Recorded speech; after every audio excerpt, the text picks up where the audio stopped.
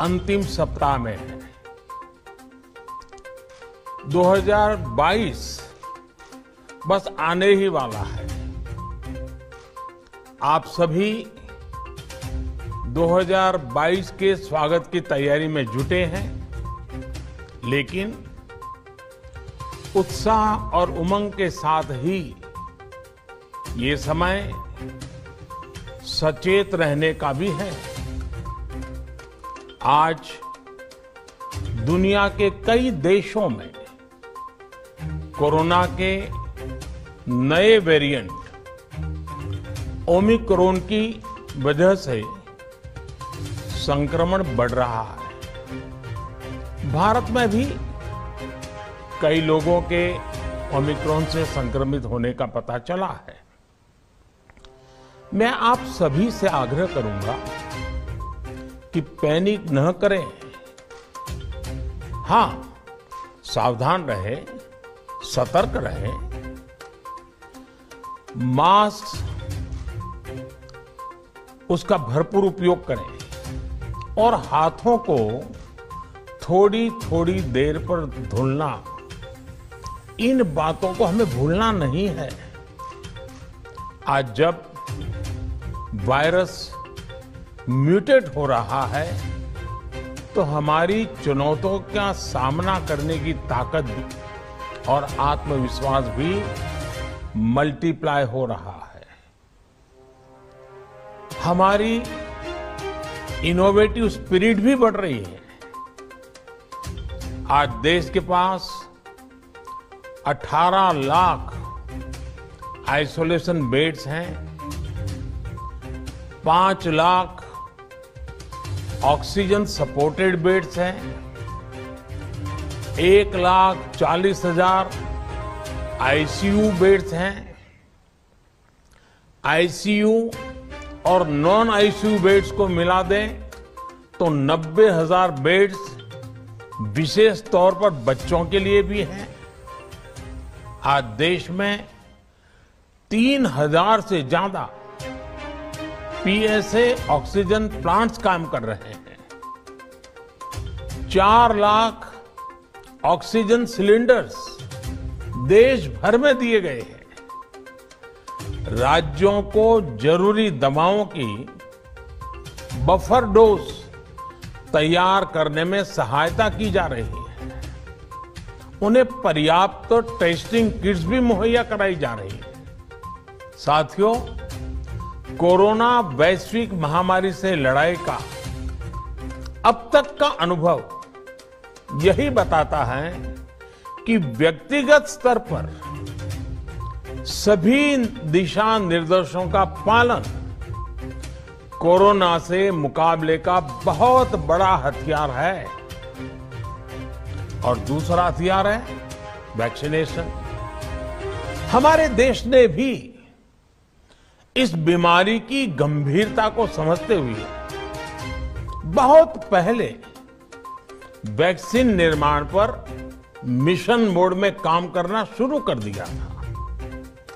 Vaccine पर research के साथ साथ ही approval processes, supply chain, distribution, training, IT support system, certification पर भी हमने निरंतर काम किया।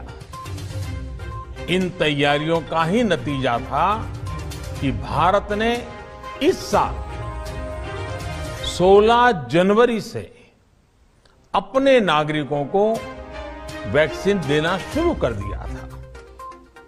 ये देश के सभी नागरिकों का सामूहिक प्रयास और सामूहिक इच्छा शक्ति है कि आज भारत 141 करोड़ वैक्सीन डोज के अभूतपूर्व और बहुत मुश्किल लक्ष्य को पार कर चुका है। आज भारत की वयस्क जनसंख्या में से 61% से ज्यादा जनसंख्या को वैक्सीन की दोनों डोज लग चुकी है। इसी तरह वयस्क जनसंख्या में से लगभग 90% लोगों को वैक्सीन की एक डोज लगाई जा चुकी है। आज हर भारतवासी इस बात पर गर्व करेगा कि हमने दुनिया का सबसे बड़ा, सबसे विस्तारित और कठिन भौगोलिक स्थितियों के बीच इतना सुरक्षित वैक्सीनेशन अभियान चलाया। कई राज्य और विशेष तौर से टूरिज्म की दृष्टि से महत्वपूर्ण राज्य जैसे गोवा, उत्तराखंड, हिमाचल जैसे राज्यों ने 100% सिंगल डोज वैक्सीनेशन का लक्ष्य हासिल कर लिया है। आज देश के दूर सुदूर गांवों में जब 100% वैक्सीनेशन की खबरें आती हैं तो मन को संतोष होता है। यह प्रमाण है हमारे हेल्थ सिस्टम की मजबूती, हमारी टीम डिलीवरी, हमारे हेल्थ केयर वर्कर्स के डेडिकेशन और कमिटमेंट का, और देश के सामान्य मानवी के अनुशासन और विज्ञान में उनके विश्वास का। हमारे देश में जल्दी ही नेजल वैक्सीन और दुनिया की पहली डीएनए वैक्सीन भी शुरू होगी। साथियों, कोरोना के खिलाफ भारत की लड़ाई शुरू से ही वैज्ञानिक सिद्धांतों, वैज्ञानिक परामर्श और वैज्ञानिक पद्धति पर आधारित रही है। पिछले 11 महीने देश में वैक्सीनेशन अभियान चल रहा है। देशवासी इसके लाभ भी महसूस कर रहे हैं। उनकी रोजमर्रा की जिंदगी सामान्य हो रही है। आर्थिक गतिविधियां भी दुनिया के कई देशों की तुलना में उत्साहजनक रही हैं। लेकिन साथियों, हम सभी जानते हैं कि कोरोना अभी गया नहीं है। ऐसे में सतर्कता बहुत जरूरी है। देश को सुरक्षित रखने के लिए, देशवासियों को सुरक्षित रखने के लिए हमने निरंतर काम किया।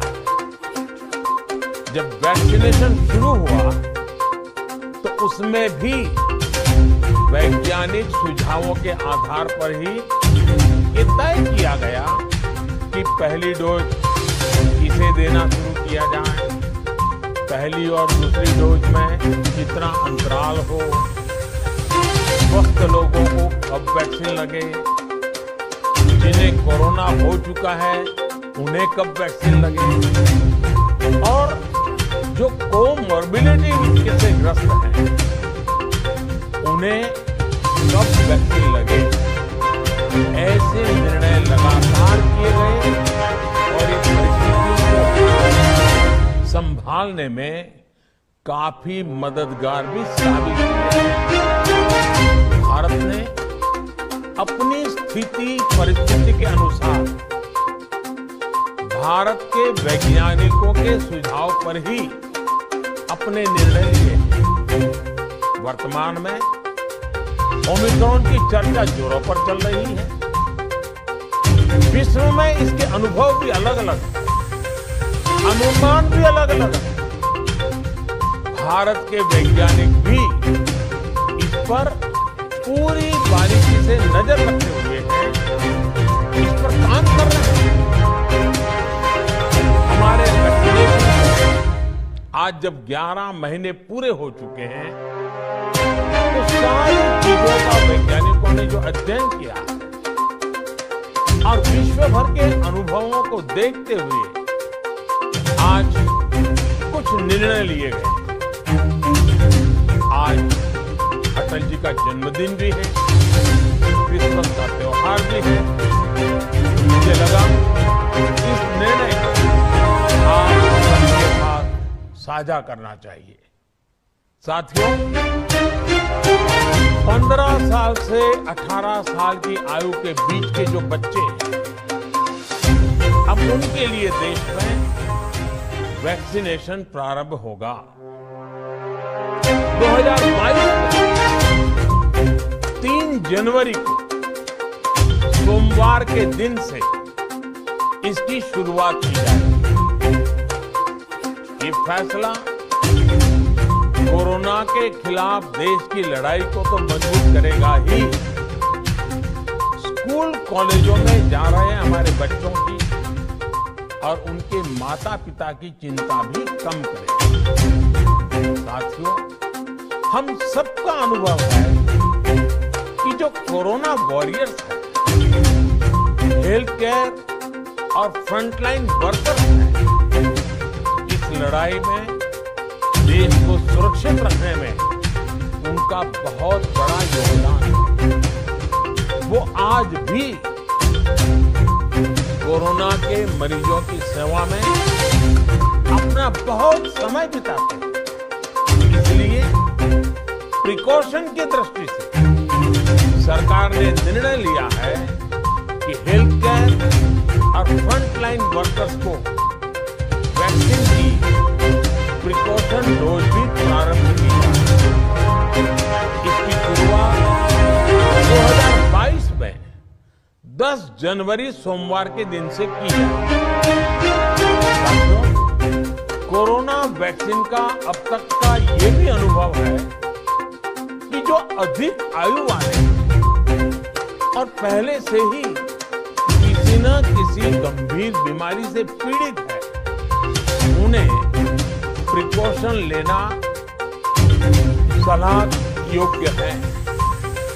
इसको ध्यान में रखते हुए 60 वर्ष से ऊपर की आयु के कोमॉर्बिडिटी वाले नागरिकों को उनके डॉक्टर की सलाह पर वैक्सीन की डोज का विकल्प उनके लिए उपलब्ध होगा। ये भी 10 जनवरी से प्रारंभ होगा। साथियों, मेरा एक आग्रह है कि अफवाह, भ्रम और डर पैदा करने के जो प्रयास चल रहे हैं, उनसे बचना चाहिए। हम सभी देशवासी मिलकर अब तक दुनिया का सबसे बड़ा वैक्सीनेशन अभियान चलाया। आने वाले समय में हमें इसको और गति देनी है और विस्तार देना है।